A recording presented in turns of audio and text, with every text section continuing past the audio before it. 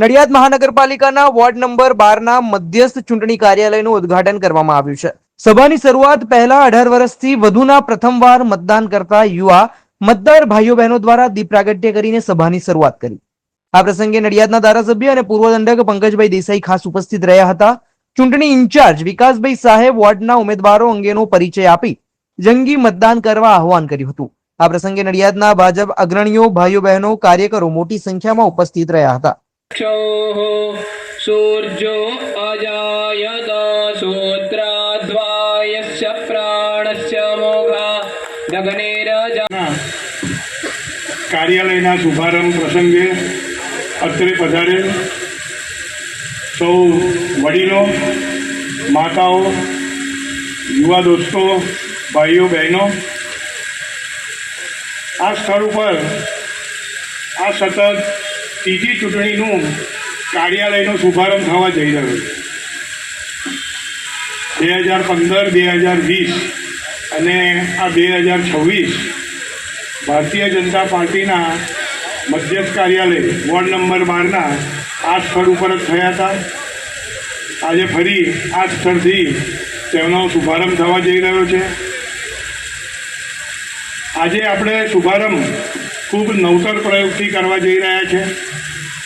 આજે ward number 12માં જેઓ નવા મતદારો, જેઓ આ વખત પ્રથમ વખત મતદાન કરવાના છે, પહેલી વખત ઈવીએમમાં ભાજપની સ્વીટ દબાવવાના છે, કમળની સ્વીટ દબાવવાના છે, એવા સૌ યુવા અને યુવતીઓ મતદારોને અહીં બોલાવી તેમનું ખેસથી સ્વાગત કરી અને તેઓ દ્વારા જ દીપ પ્રાગટ્ય કરી આજે આ કાર્યાલયનો શુભારંભ કરવા જઈ રહ્યા છે.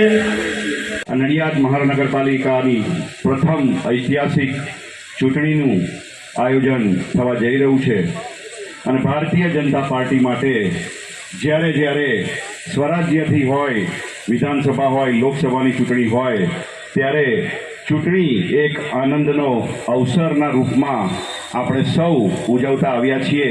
ત્યારે એવી જ એક ઐતિહાસિક ચૂંટણી એટલે આપણા નડિયાદ મહાનગરપાલિકાની ચૂંટણી 2026 સુભગ સમન્વય સાધતા 26 એપ્રિલના રોજ આ ચૂંટણીનું આયોજન થવા જઈ રહ્યું છે અને કાળાઝાળ ગરમીની વચ્ચે ચૂંટણી પંચે પણ વ્યવસ્થા જાળવતા સવારે 7 કલાકથી સાંજના 6 કલાક દરમિયાન મતદાનનો સમય રાખ્યો છે.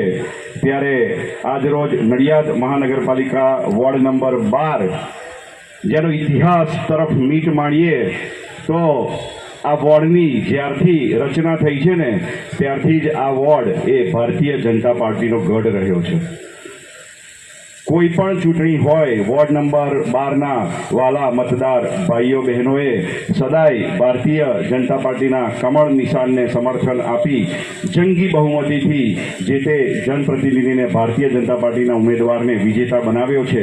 ત્યારે આજની આ વોર્ડ નંબર 12ના મધ્યસ્થ ચૂંટણી કાર્યાલયના ઉદ્ઘાટન સમારોહ પ્રસંગે આપણી વચ્ચે ઉપસ્થિત સામાજિક અગ્રણી, પૂર્વમાં નગરપાલિકામાં બધી જ વ્યવસ્થારૂપી કમિટીઓમાં છે. My school is one such future-ready school where I understand each and every concept taught in the class and don't rote learn, where teachers don't just use books and blackboard to teach but use new ways of teaching and learning like audiovisual learning, activity-based learning and group activities, which enhances my conceptual understanding. My school also teaches coding, which is an important 21st century skill.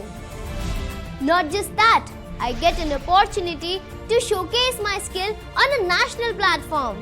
And with all this, I acquire important skills that make me future ready and confident. Would you also like to know where is my future ready school?